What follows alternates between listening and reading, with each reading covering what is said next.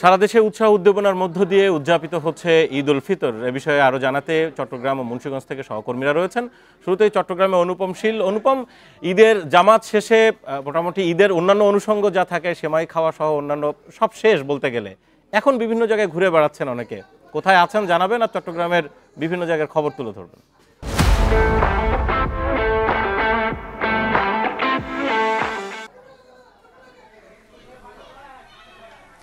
ঈদ মোবারক। আসলে আমরা এখন আছি চট্টগ্রামের মহড়ায় মফজল আলী কন্ট্রাক্টর বাড়িতে। আমরা যে বাড়িটিতে এখন আছি এই বাড়িটি একটি একান্নবর্তী পরিবার এবং প্রায় 70 থেকে 80 জনের মতো মানুষ এই পরিবারে আছে। অর্থাৎ মফজল আলী কন্ট্রাক্টরের 5 ছেলে, তার অন্যান্য যে সন্তানরা আছেন, দেশের বিভিন্ন প্রান্ত থেকে তারা এই ঈদ উপলক্ষে গ্রামের বাড়িতে এসেছেন। পাশাপাশি অনেকে আছেন যারা বিদেশে আছেন, তারা বিদেশ থেকে এসেছেন। এই মুহূর্তে দেখতেই পাচ্ছেন একটি পারিবারিক বিশাল সম্মিলন ইতিমধ্যে তৈরি হয়েছে এবং পরস্পরের সাথে খুনসুটি আনন্দ ভাগাভাগির মধ্য দিয়েই তারা ঈদের আনন্দটিকে উদযাপন করছেন। একেবারে নারী পুরুষ বা পরিবারের যে নারী সদস্যরা আছেন তারাও সবাই মিলে আসলে এই আনন্দের মধ্য দিয়ে আছেন এবং এখানে যারা আত্মীয় স্বজন আছেন তাদের মধ্যে আবার অনেকেই এখান থেকে তারা আত্মীয় স্বজনের বাড়িতে বেড়াতে গেছেন, অনেকেই আছেন যারা মূলত এখানে বেড়াতে এসেছেন।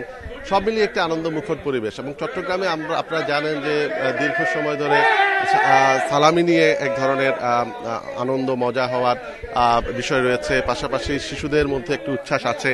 এবং আমরা একটু পরিবারের একজন সদস্যের সাথে একটু কথা বলতে চাই। মানে লম্বা একটি সময় শেষে আপনারা পুরো একান্নবর্তী পরিবার এখন আসলে ঈদের আনন্দটা কিভাবে কাটে? ধন্যবাদ ইন্ডিপেন্ডেন্ট টিভিকে। প্রথমে জানাই ঈদ মুবারক। মফজল আলী কন্ট্রাক্টরের বাড়ির পরিবারের পক্ষ থেকে সবাইকে জানাই ঈদের শুভেচ্ছা। আসলে ঈদটা হচ্ছে আনন্দ, ঈদটা হচ্ছে খুশি এবং এইটা সবসময় আমরা আমাদের ফ্যামিলি ভালোভাবে উপলব্ধি করে, কারণ আমরা ভাইরা তারপরে এই ঢাকা থেকে আসে, দুবাই থেকে আসে, তারপরে সবাই একসাথে এসে যে ঈদের একটা উদযাপন আমরা অলরেডি দেখতেছেন আমরা কীভাবে ঈদ উদযাপন সেলিব্রেশন করতেছি। এটা আমাদের 3-4 দিন ধরে চলতে থাকে। 3-4 দিন ধরে আমাদের উদযাপনটা চলতে থাকে। মেহমানরা আসে, মেহমানরা যায়, হই হুল্লোড় থাকে। মানে আমরা একটা 3-4 দিন আমরা একটা ভালো একটা গেট টুগেদার বা একটা ভালো একটা সময় উদযাপন করি। অনেক ধন্যবাদ আপনাকে। আসলে আমরা শুনছিলাম যে কিভাবে তারা এই একান্নবর্তী পরিবার এই বর্তমান সময়ে আধুনিক যুগে এসে ব্যস্ততার মধ্যে সারা বছর তারা আলাদা আলাদা জায়গায় থাকলেও অন্তত ঈদকে কেন্দ্র করে তারা একত্রিত হয় এবং তাদের মধ্যে যে আনন্দ এবং ঈদের যে উচ্ছ্বাস সেটি ভাগাভাগি করে নেন। আপনাকে অনেক ধন্যবাদ। একেবারে চমৎকার একটা মুহূর্ত আপনি আমাদেরকে উপহার দিয়েছেন। আমরা দেখলাম আসলে ঈদের অন্যতম বড় একটি অনুষঙ্গ, অন্যতম বড় আনন্দের উপলক্ষ পরিবারের সবাই একত্রিত হওয়া। ধন্যবাদ আপনাকে। আমরা এবার একটু চট্টগ্রাম থেকে যাব সরাসরি মুন্সিগঞ্জে। সেখান থেকে জিতু রায় রয়েছেন আমাদের সাথে। জিতু রায়, অনেক লোক আপনার আশপাশে আমরা দেখতে পাচ্ছি, ঠিক সেখানের এই মুহূর্তে আনন্দ ঘন মুহূর্তটা আমাদের সাথে যদি একটু শেয়ার করেন, কি অবস্থা সেখানে, অন্যান্য জায়গাগুলোর কি খবর, মুন্সিগঞ্জের পদ্মা সেতুর আশপাশ জানাবেন। ঈদ মোবারক। আসলে আমার সাথে যে লোকদের কথা বলছিলেন সেই লোকগুলো আসলে ছোট্ট ছোট্ট সোনামণিরা, শিশু কিশোররা। ঈদের নামাজ শেষে সেমাই খেয়ে তারা কিন্তু বিভিন্ন জায়গায় ঘুরতে বের হয়ে গেছে। আমরা এই মুহূর্তে আছি মুন্সিগঞ্জের ধলেশ্বরী নদীতে বেড়িবাঁধ এলাকায় একটি হাউস বোট, নীলপদ্ম নামের হাউস বোটটি, এটি মুন্সিগঞ্জ শহরের এখন একমাত্র শিশু কিশোরদের জন্য আকর্ষণীয় একটি স্থান হয়েছে। তারা নামাজ শেষে বন্ধুদের নিয়ে এখানে কিন্তু ঘুরতে চলে এসেছে। নদীর একেবারে তীর ঘেঁষে বেড়িবাঁধ এলাকায় এই যে হাউসবোটটি ভাসছে সেই হাউসবোটটি দেখার জন্য এবং এতে উঠে ছোট্ট সোনামণিরা কিন্তু তারা একত্রিত হয়েছেন।